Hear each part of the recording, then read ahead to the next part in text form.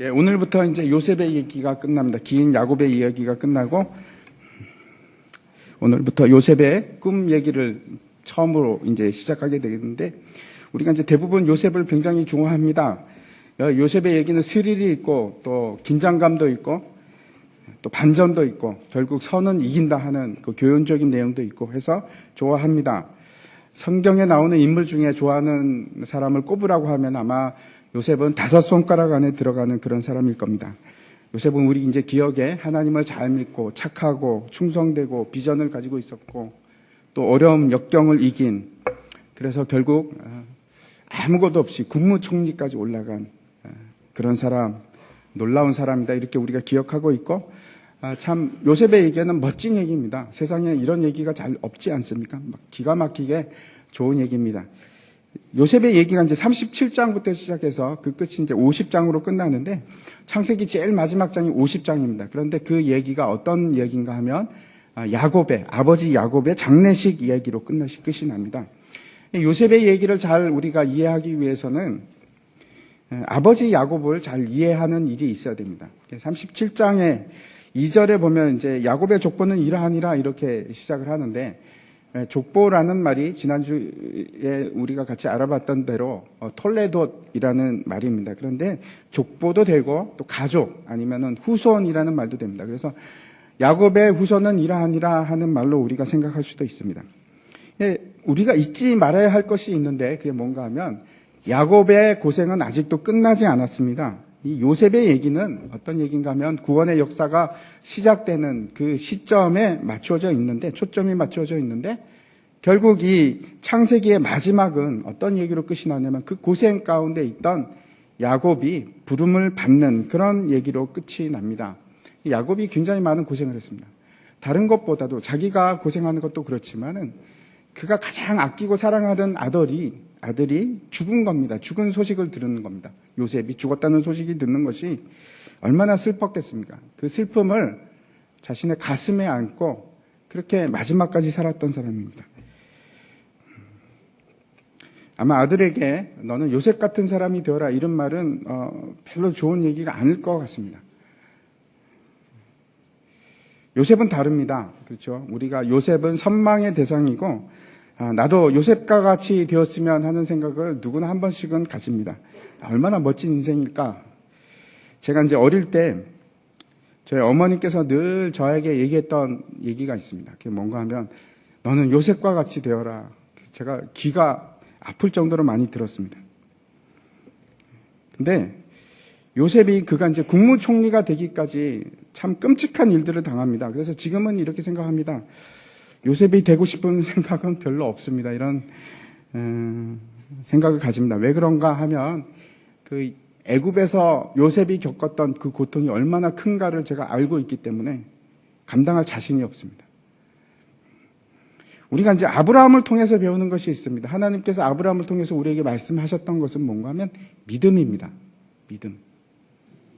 아브라함이 하나님을 믿음에 그것을 그의 의로 여기시고 아브라함을 통해서 우리에게 믿음이 무엇인지 가르쳐 주십니다.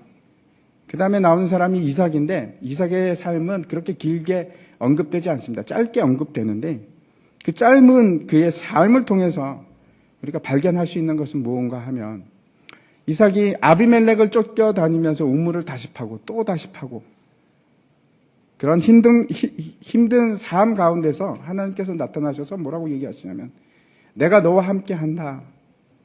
내가 너와 함께 있다. 계속해서 말씀하십니다. 이것이 뭔가 하면 성도의 견인입니다. 하나님께서 그 성도를 끌고 가십니다. 거룩한 영화의 자리까지 끌고 가는 것이 성도의 견인입니다. 그 다음에 나오는 사람이 야곱인데, 야곱을 통해서 우리가 배울 수 있는 것은 하나님의 은혜가 얼마나 큰가 하는 것을 우리가 배울 수가 있습니다.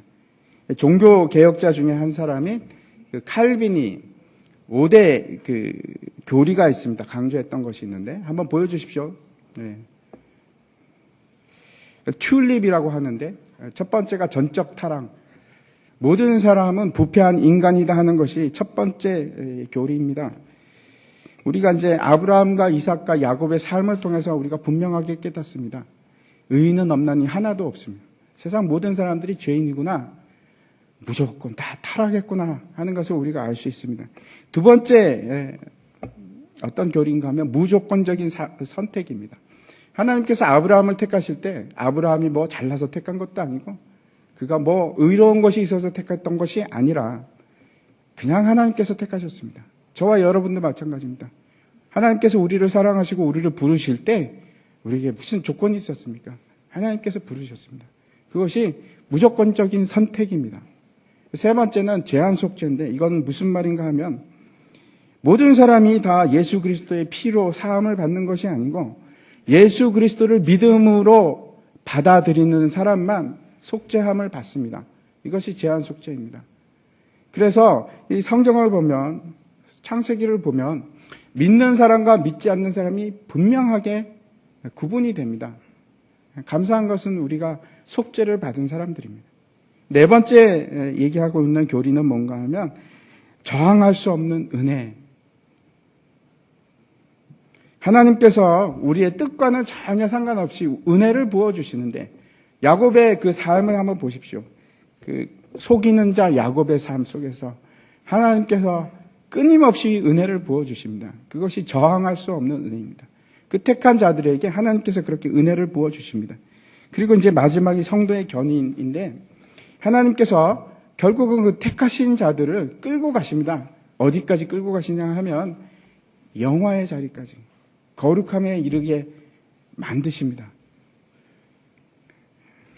오늘부터 시작하는 이 요셉의 얘기를 통해서 하나님께서 우리에게 분명하게 말씀하시는 것이 있는데 우리를 끌고 가시면서 그 가운데 보이시는 하나님의 섭리입니다. 하나님의 보이지 않는 손이 계속해서 작용하는 것을 우리가 봅니다. 성경에는 명시적으로 하나님께서 이렇게 하셨다 이렇게 얘기하지는 않지만 이야기를 읽다 보면은 우리가 느낍니다. 아, 하나님께서 지금 일하고 계시는구나. 그 삶 속에서 모든 환경 속에서 하나님의 손이 미치고 있구나 하는 것을 봅니다. 하나님께서 결국은 그 계획하신 대로 끌고 가십니다. 상황이 어떻건 우리가 어떻게 반응하건 상관이 없습니다. 하나님께서 반드시 이루어 가십니다. 그걸 하나님의 열심이라고 합니다. 요셉에 대해서 우리가 생각했으면 하는 것은 제가 앞에서 말씀드렸듯이 대부분의 사람들이 참 요셉을 좋아합니다. 성경에 나오는 인물들 중에 완벽한 사람이 그렇게 많지 않습니다. 여러분 어떤 사람들이 기억나십니까? 여러분 생각하기에 저 사람은 죄가 없는 것 같아 하는 분들이 사무엘 그리고 다니엘도 있고 욥도 있고 뭐 이런 사람들이 생각이 나는데 요셉도 그 중에 한 사람처럼 보입니다. 여러분 어떻게 생각하십니까? 요셉은 완벽한 사람이었을까? 아니면 다니엘은 어떻습니까? 다니엘은 죄를 안 지었을까? 저는 그렇게 생각하지 않습니다. 모든 사람은 죄인입니다.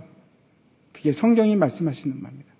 아무리 착하고 괜찮은 사람처럼 보이지만 그 속에는 다 어둡고 더러운 마음들이 있습니다. 저도 그렇고 여러분도 그렇습니다. 요셉도 예외는 아닙니다. 오늘 이제 본문 37장 사건을 요약해서 제가 말씀드리면 그 아버지 야곱이 요셉을 그렇게 사랑합니다. 왜? 사랑하는 아내 라헬의 첫 번째 아들이었기 때문에 편애를 합니다. 요셉이 두 개의 꿈을 꾸는데 하나는 형들의 곡식단이 자기에게 절하는 것과 자기 곡식단에다가 그리고 또 하나는 또 꿈을 꾸는데 해와 달과 별들이 11개의 별들이 자기에게 절하는 그런 꿈을 꿉니다.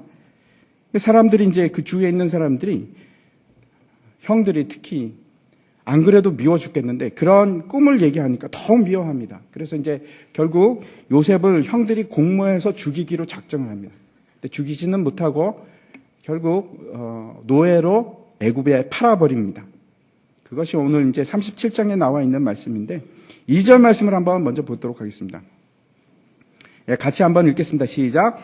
야곱의 족보는 이러하니라. 요셉이 17세의 소년으로서 그의 형들과 함께 양을 칠 때에 그의 아버지 아내들 빌하와 실바의 아들들과 더불어 함께 있었더니 그가 그들의 잘못을 아버지에게 말하더라. 잘못을 말했다 이렇게 얘기하는데 여러분 이 말은 이제 단지 고자질을 했다 이런 말이 아니고 그보다 훨씬 더 안 좋은 말입니다. 어떤 말인가 하면 조금 더 우리말 성경은 굉장히 번역을 순화해서 아름답게 했는데 어떤 말과 더 가까운가 하면 비방하다 하는 뜻입니다. 이스라엘 백성들이 가나안 땅에 들어가기 전에 가데스 베네스라는 곳에서 베네아라는 곳에서 이제 정탐꾼 12명을 가나안 땅에 보냅니다. 여러분 잘 기억하시겠죠? 거기 이제 보냈던 사람들이 돌아오면서 했던 반응이 있는데 민수기 13장에 있습니다. 제가 한번 읽어보도록 하겠습니다. 이스라엘 자손 앞에서 그 정탐한 땅을 악평하여 이르되 우리가 두루 다니며 정탐한 땅은 그 거주민을 삼키는 땅이요 이렇게 되어 있는데 악평하여 이르되 하는 것이 그 형들의 잘못을 이야기했다, 아버지에게 말했다 하는 거하고 똑같은 단어입니다.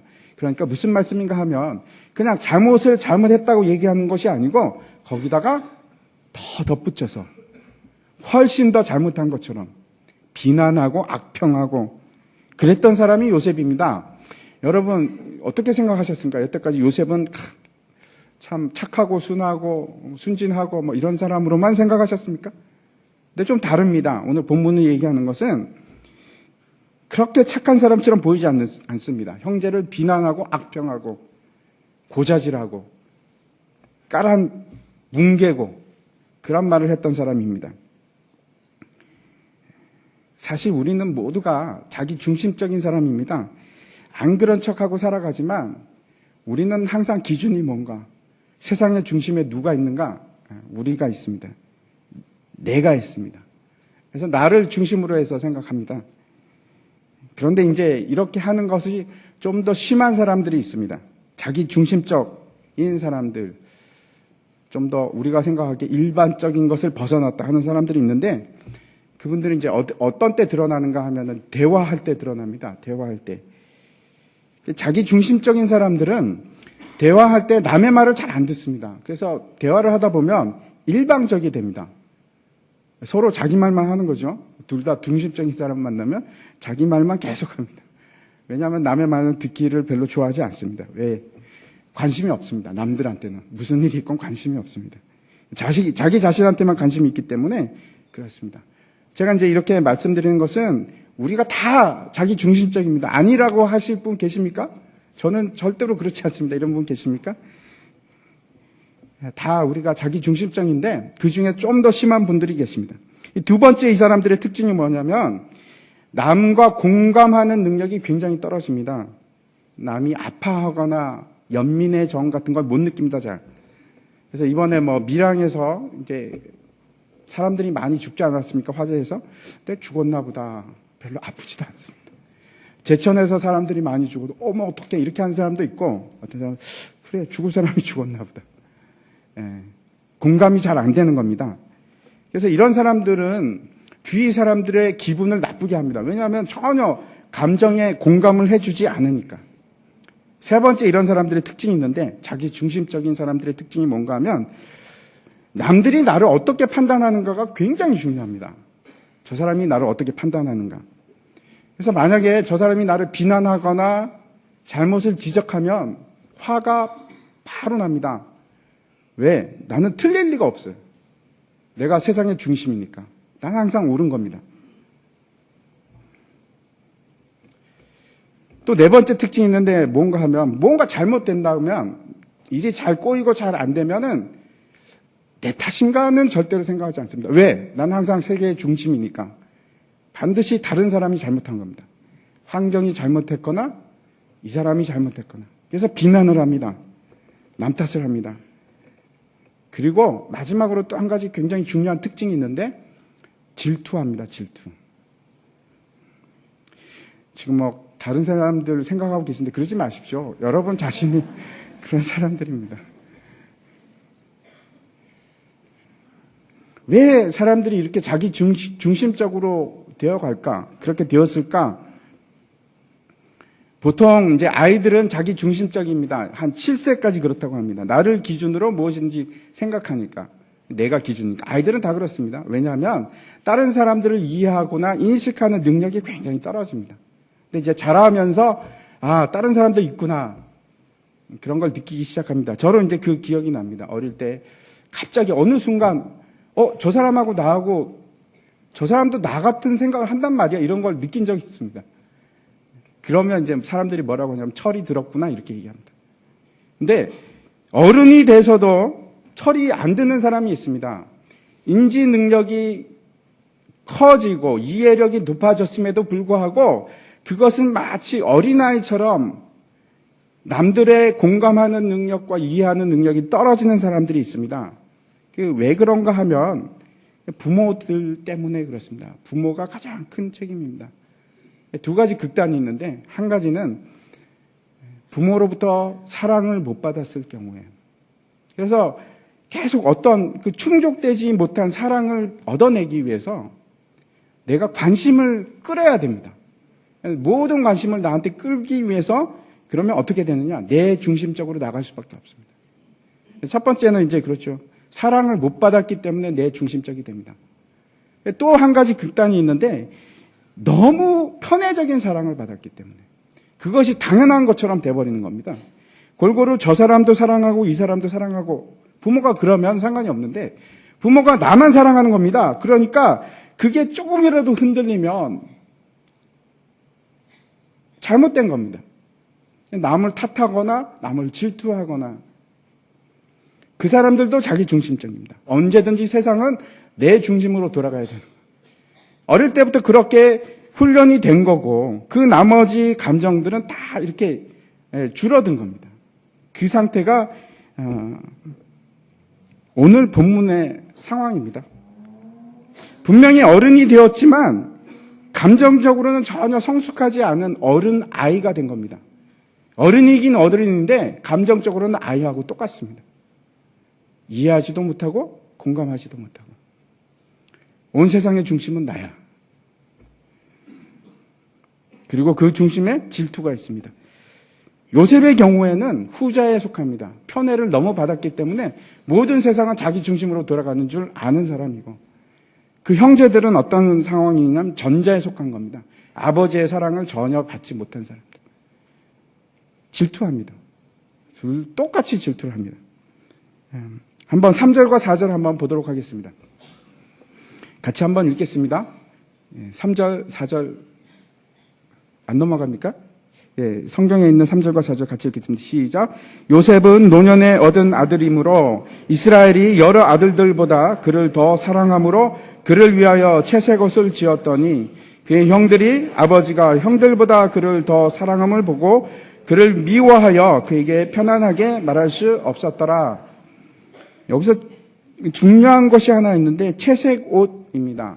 이제 37장에서 두 가지 단어가 굉장히 중요합니다. 하나는 옷이라는 단어가 지속적으로 계속 반복됩니다.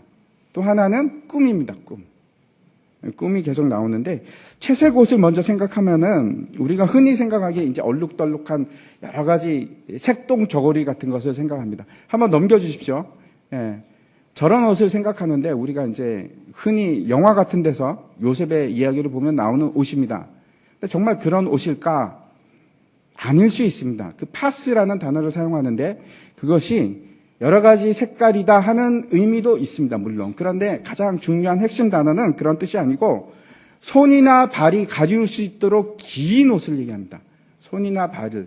저 보십시오. 저거는 아니지요. 왜 아닙니까? 발이 드러나지 않습니까? 저런 옷이 아닙니다. 저 잘못된 겁니다. 그래서 길어서 발끝까지 닿는 옷입니다.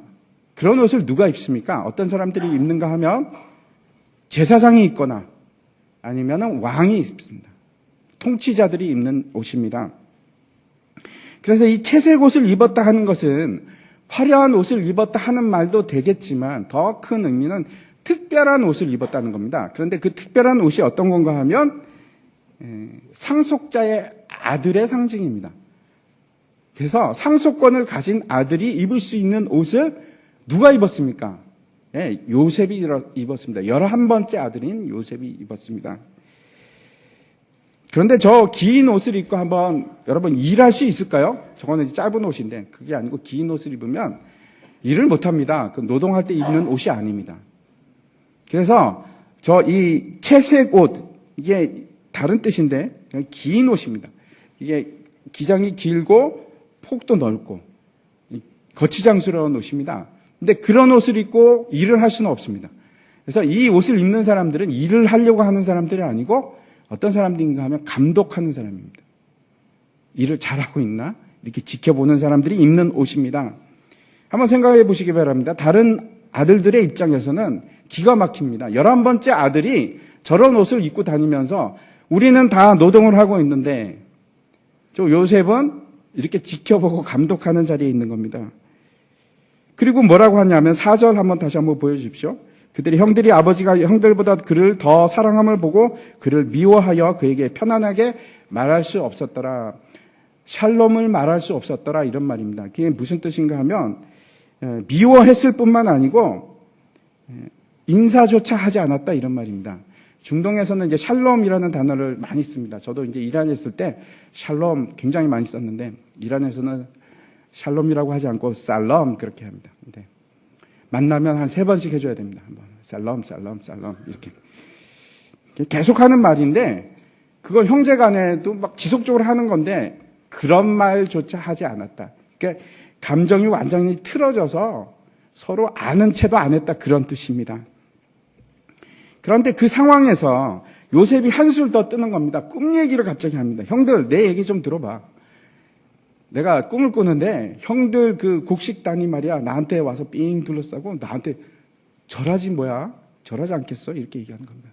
그 형들이 그 얘기를 듣고 어떻게 했습니까? 감정이 더 미워합니다. 아유 죽이고 싶어 저거. 당연하지 않습니까? 형들이 와서 자기한테 절한다는 겁니다. 철이 제대로 들었으면 자기 중심적이 아니라면 남들의 감정을 생각을 해야 됩니다. 그렇죠. 말하기 전에 저 사람 내가 이런 말을 하면 저 사람이 기분이 나쁠 거야 이런 생각을 해야 되는데 못합니다. 요셉은. 세상의 중심이 자기니까. 자랑 삼아서 얘기합니다. 자신의 위치가 당연한 것처럼 그렇게 얘기하는데 누가 좋아하겠습니까? 그리고 이제 또 꿈을 꿉니다. 너무 중요합니다. 이 두 번째 꿈이 참 중요한데 오늘 본문에 있는 이 37장에서 나오는 꿈이 계속 되는데 그 꿈이 어떤 꿈인가 하면 이번에는 해와 달과 별들 11개가 자기에게 절을 하는 겁니다. 그래서 그 꿈을 꾸고 나서 의기양양하게 아버지와 형들한테 얘기를 합니다. 해와 달과 별들이 나한테 절하던데요. 그게 무슨 말입니까? 세계의 중심은 나다 이런 말입니다. 그런 말과 다를 바가 없습니다. 여러분 근데 잘 생각해 보시기 바랍니다. 첫 번째 꿈과 두 번째 꿈은 같은 꿈일까? 여태까지 여러분 같은 꿈이라고 생각을 하셨죠? 근데 첫 번째 꿈에서는 야곱이 아무 말도 안 했는데 두 번째 꿈을 얘기를 하니까 야곱이 어떻게 합니까? 화를 냅니다. 그 화를 내면서 아니 어찌 나와 내 어머니가 너에게 절을 한단 말이냐 하고 화를 내면서 이제 혼을 냅니다. 이것도 굉장히 중요합니다. 왜 야곱이 화를 냈을까? 그전에는 왜 화를 내지 않았지? 근데 지금은 자기도 절한다고 하니까 화가 난 건가? 그 어머니가 누굴까요? 어머니는 벌써 죽었습니다. 그 요셉의 진짜 어머니 라헬은 죽었습니다. 근데 지금 그 어머니라고 하면 레아거나 아니면은 빌하거나 그럴 겁니다. 아무튼 그 어머니하고 야곱이 절한단 말이냐? 그리고 야곱이 화를 냅니다. 그런데 기억하십시오. 왜 화를 냈을까? 11절 한번 보여주시기 바랍니다. 예, 같이 한번 읽겠습니다. 시작. 그의 형들은 시기하되 그의 아버지는 그 말을 간직해 두었더라. 시기하되 하는 말은 여러분 그냥 보면 질투했구나 이렇게 생각하는데 그런 말이 아니고 굉장히 끔찍한 얘기입니다. 가인이 아벨을 죽일 때 그때 뭐라고 기록하고 있는가 하면 몹시 분하여 안색이 변하더라 라고 기록을 하고 있는데 바로 그 단어입니다. 그래서 이 시기했다는 것은 막 그게 아니고 분이 나서 얼굴이 울그락 가인이 어떻게 했습니까? 안색이 변하고 나서 아벨을 죽이죠. 그 형들도 지금 죽이기 일보 직전이 된 겁니다. 너무 화가 나서.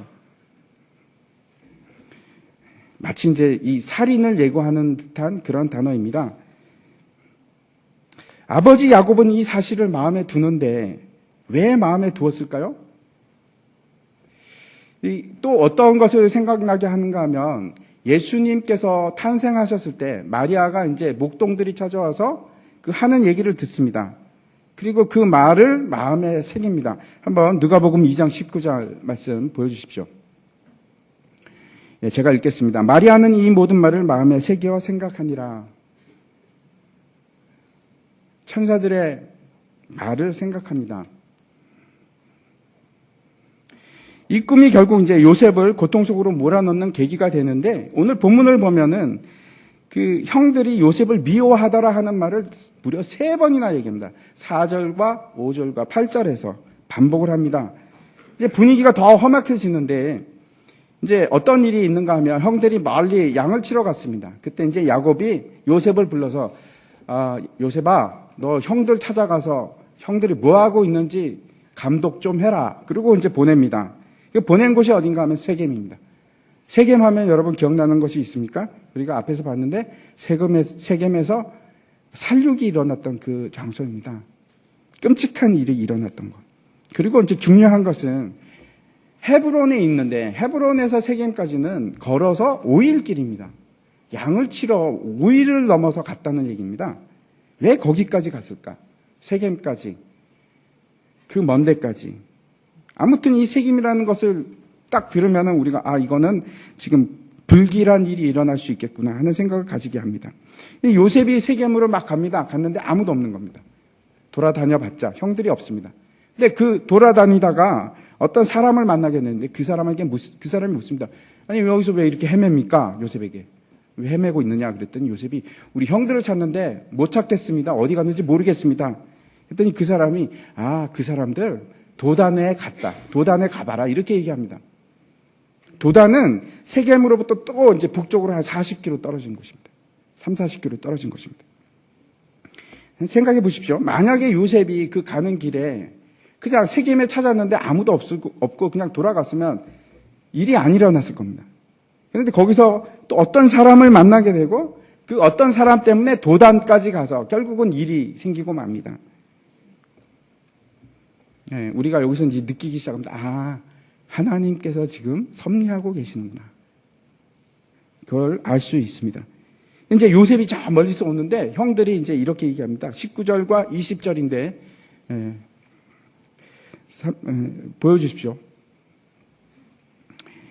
서로 이르되 꿈꾸는 자가 오는도다. 자, 그를 죽여 한 구덩이에 던지고 우리가 말하기를 악한 짐승이 그를 잡아 먹었다 하자. 그의 꿈이 어떻게 되는지 우리가 볼 것이니라 하는지라.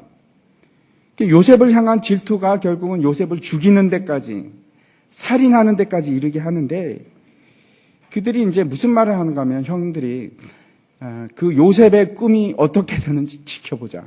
무슨 말입니까? 우리가 그 꿈을 박살을 내겠다, 깨버리겠다 하는 말입니다.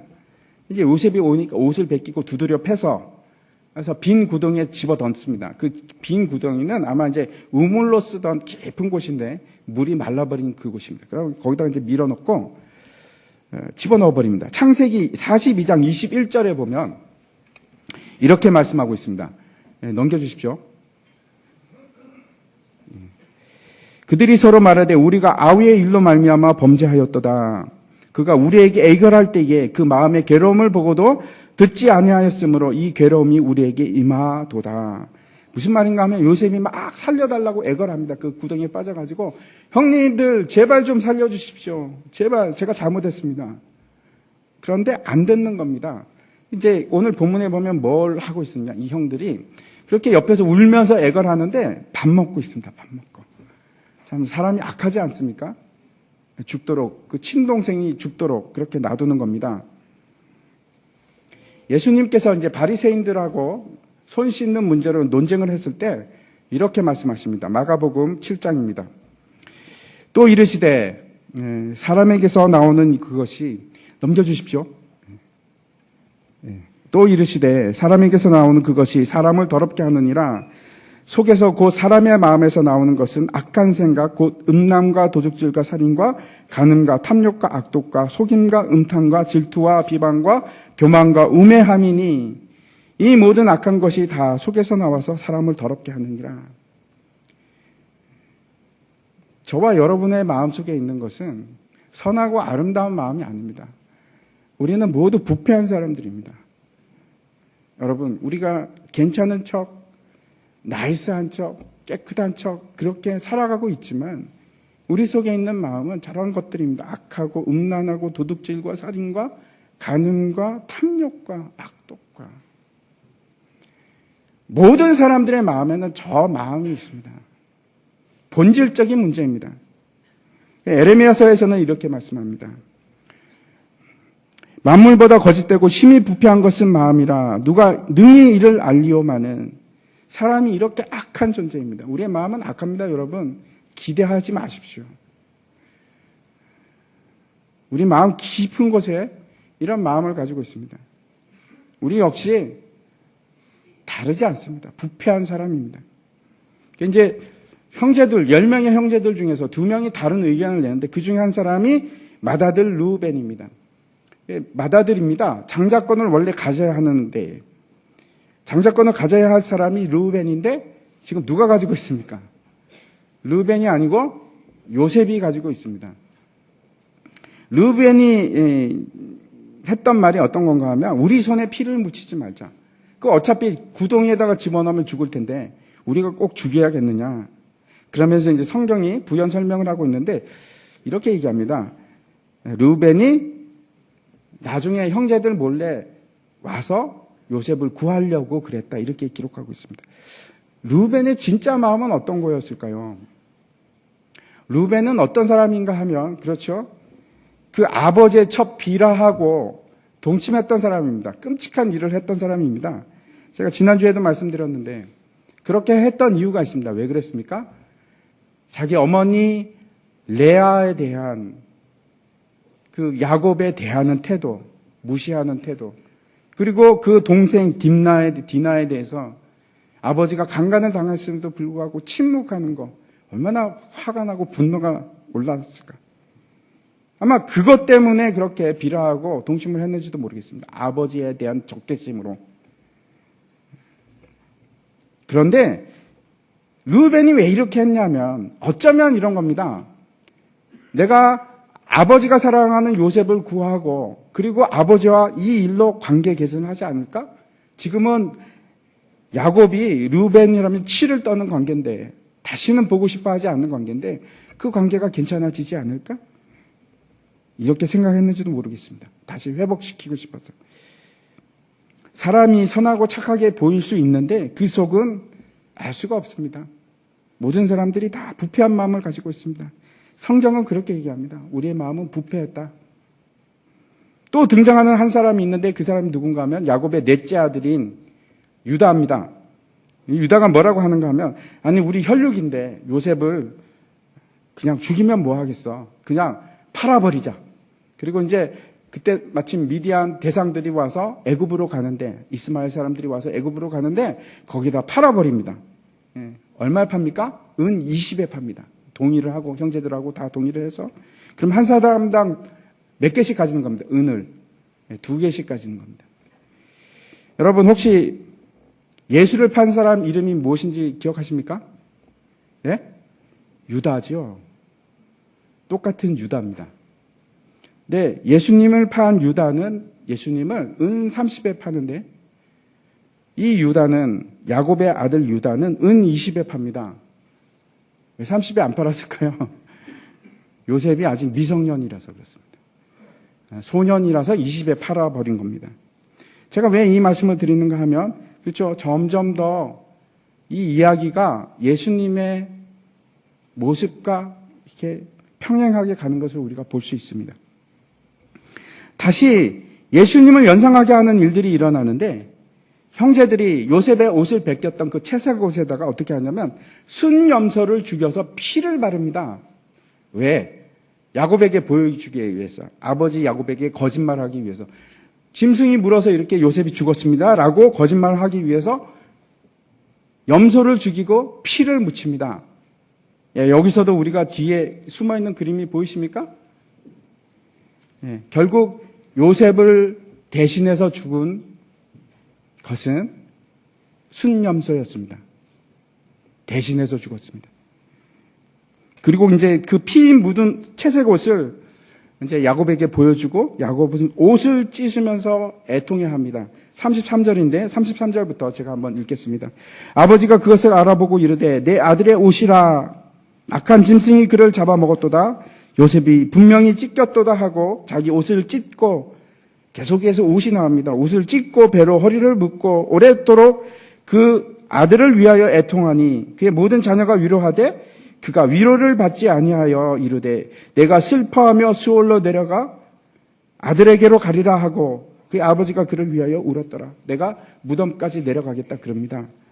여기서 우리가 볼 수 있는 것은 아들을 잃은 아버지의 마음입니다. 한번 생각해 보십시오. 내가 아들을 잃었다. 얼마나 가슴이 찢어지겠습니까? 아들이 짐승에 물려 죽었다고 생각하면. 그런데 그 마음이 바로 십자가에 못 박혀서 독생자를 희생하신 하나님 아버지의 마음입니다. 그 마음이 바로 여기에 있습니다. 혹시 여러분 예수님의 아버지의 이름이 뭔지 아십니까? 육적인 아버지? 요셉입니다. 요셉의 아버지의 이름이 뭔지 혹시 아십니까? 네, 마태복음에 나오는데 한번 보여주십시오. 야곱은 마리아의 남편 요셉을 낳았으니 마리아에게서 그리스도라 칭하는 예수가 나시니라. 요셉의 아버지가 누구라고요? 야곱입니다. 너무 이상하죠? 우연의 이치일까요? 창세기에 나오는 요셉의 아버지 야곱. 그리고 마태복음에 나오는 요셉의 아버지 야곱. 똑같습니다. 제가 이제 다시 처음으로 돌아가서 꿈에 대해서 말씀을 드리겠습니다. 꿈에 대해서 다시 한번 생각해 보시기 바랍니다. 첫 번째 꿈 기억나시죠? 곡식단이 요셉에게 절한 거. 두 번째는 해와 달과 별이 요셉에게 절한 거. 비슷하십니까? 굉장히 유사합니다. 하지만 다릅니다. 다른 얘기입니다.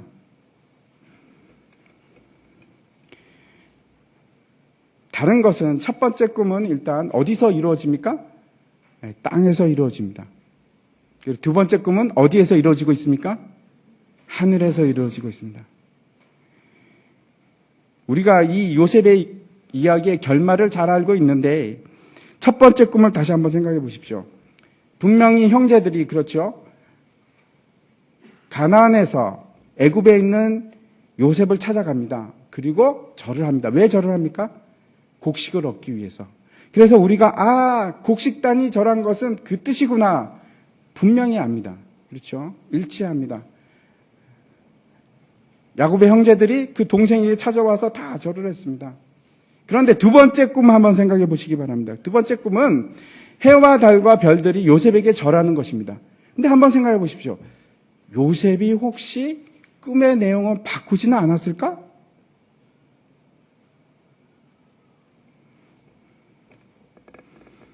요셉은 절대로 거짓말을 안 하는 사람입니까? 혹시나 바꾸지는 않았을까?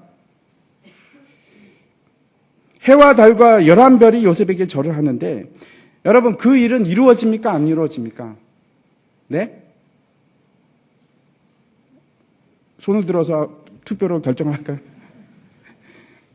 이루어지지 않습니다.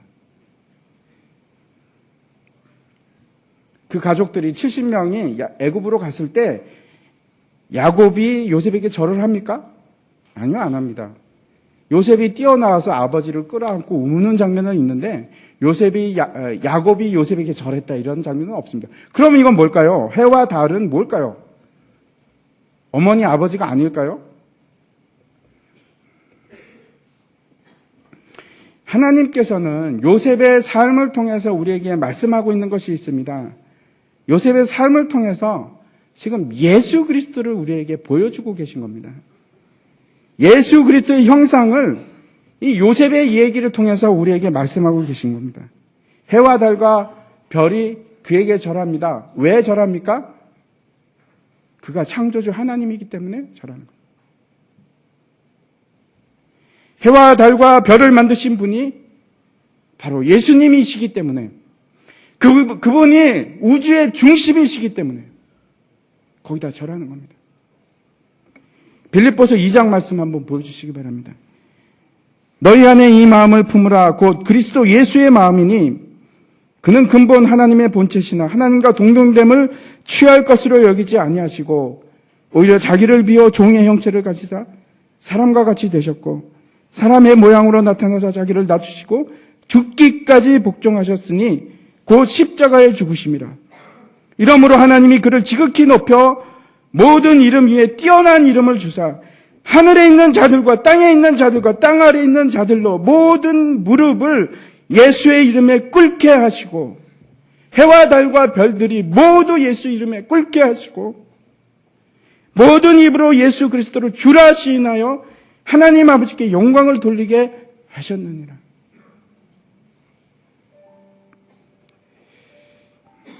하나님께서 우리에게 꿈을 주셨습니다. 꿈을 주십니다. 하나님께서는 우리를 통해서 이루고자 하는 것이 있습니다. 그리고 그 일을 위해서 우리를 다루기 시작하십니다. 요셉의 경우에는 13년이 걸렸습니다. 그를 세상의 중심은 자기라고 생각하는 그 요셉을 예수의 이름 앞에 꿇어 엎드리게 하기 위해서 하나님께서 요셉을 다루기 시작했는데 지하 감방에서 그를 다루십니다. 13년을 고생을 시키십니다.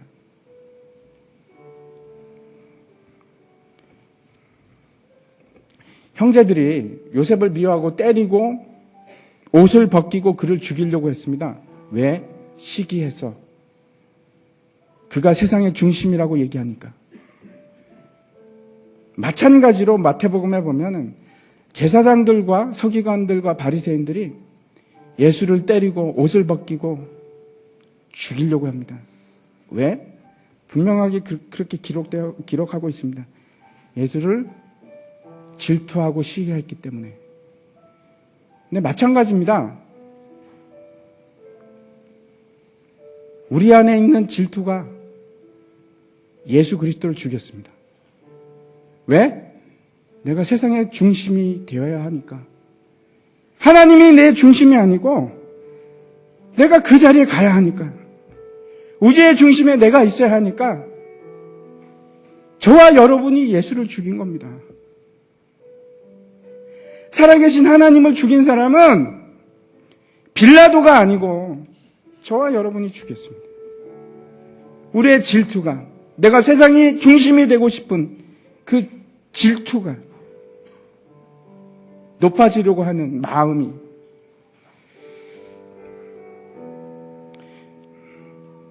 요셉이 원했던 것은 해와 달과 별들이 다 자기에게 절하는 거였습니다. 근데 하나님께서 바꾸십니다.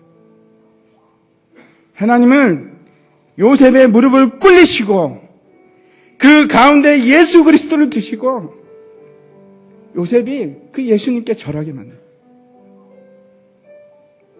그것이 하나님의 꿈입니다. 그게 하나님의 꿈입니다.